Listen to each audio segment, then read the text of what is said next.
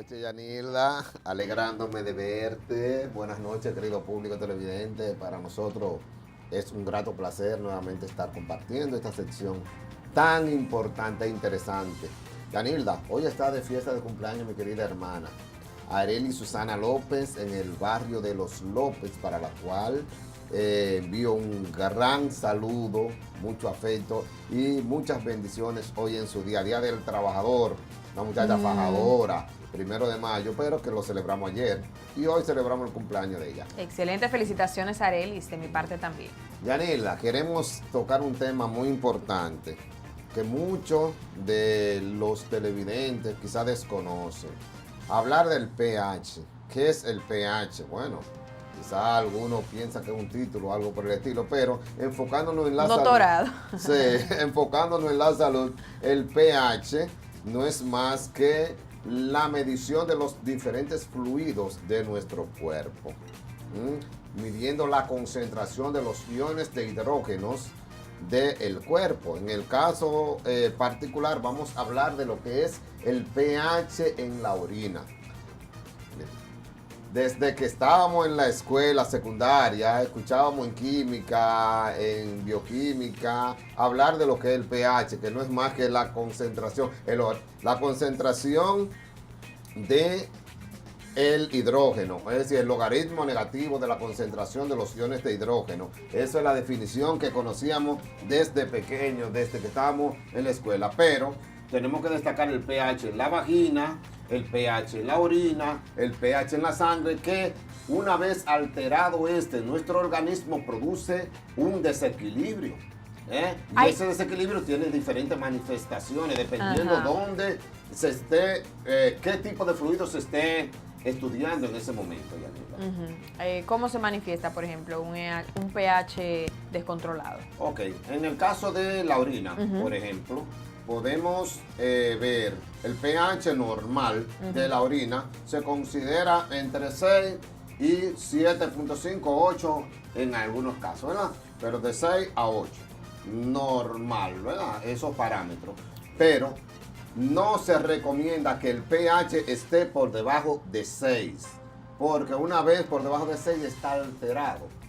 Está bien, doctor, pero por ejemplo, la única forma de yo saber si el pH está alterado o no es con un examen, con un análisis de orina, un urianálisis, o hay algo que se manifieste en mi cuerpo que me diga tienes que hacerte un análisis. Sí, por ejemplo, el factor de estrés puede ser inducido por un pH alcalino, ¿ya? Pero también producen manifestaciones, por ejemplo, infecciones de vía urinaria recurrentes, frecuentes.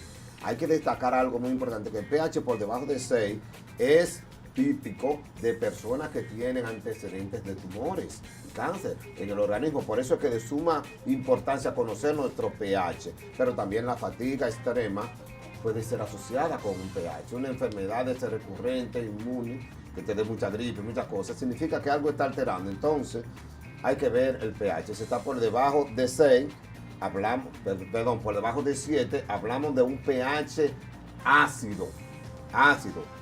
Y si hablamos de un pH por encima de 7, estamos hablando de un pH alcalino.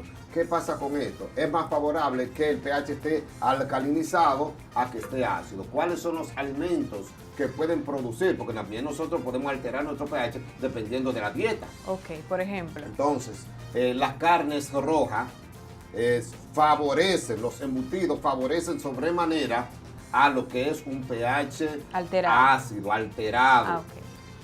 Entonces nosotros lo podemos alcalinizar, es decir, subir el pH, los valores, consumiendo buenas cantidades de frutas, de verduras, de vegetales, aceites verdes, jugos verdes. Eso favorece. Las almendras favorecen mucho a que el pH, no solamente en la orina, sino también el pH vaginal, favorece con esto. Hay que destacar algo muy importante también con respecto al pH en la sangre. Nos da un paciente que con un pH por debajo de 7 puede ser una causa fácilmente de muerte, porque el paciente está entrando en lo que se llama una acidosis metabólica, o por debajo de 7, por encima de 7.5, una alcalosis. Entonces, esto juega con la vida fácilmente del paciente y puede llevarlo a la muerte. Pero en el caso de la orina ácida, lo que puede hacer es intoxicar al paciente y se recomendaría, si está muy por debajo, ya dializar al paciente y mejorar su pH, tanto en orina como en sangre. Lo recomendable es realizar actividades físicas que favorecen mucho al pH. El aseo vaginal, recuerda que, Yanila... ¿Cuál es la relación del aseo con el pH? Sí, y recuerda una cosa es el pH en la vagina y otra el pH en la orina. Sí, muy diferente. Explique eso.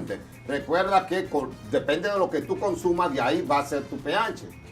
¿pH el pH en el sentido general, pero si nos centramos ahora en el pH de la vagina, generalmente con un Papá Nicolau te sale el pH.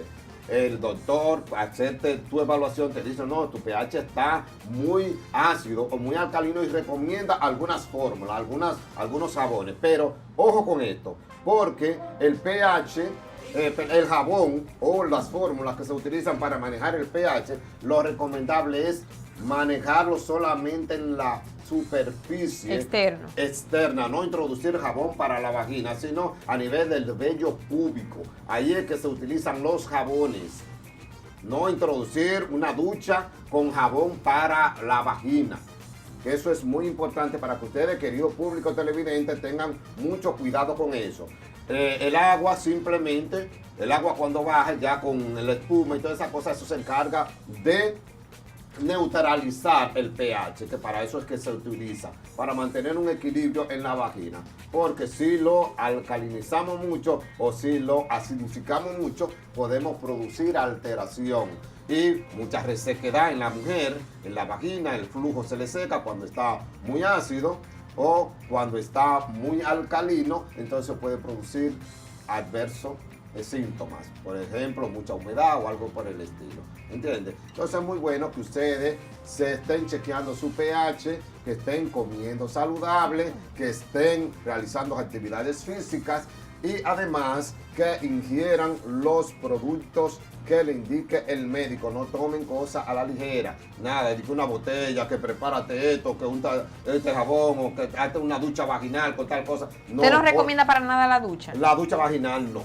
No, pero no es favorable, salvo algunas condiciones que ameriten de carácter obligatorio ya un aseo especial, que ya el ginecólogo va a determinarlo dependiendo del pH y dependiendo si hay hongo, si hay bacterias, si hay virus, si hay algún germen patógeno en la zona pélvica que ya necesite, en la vagina propiamente dicho, que necesite una fórmula para eso, pero se recomienda que el aseo con su jabón para vagina propiamente dicho, para vulva, ¿verdad? Porque no es que sea necesario que usted se esté metiendo una ducha para allá o una manguera, nada de eso, no.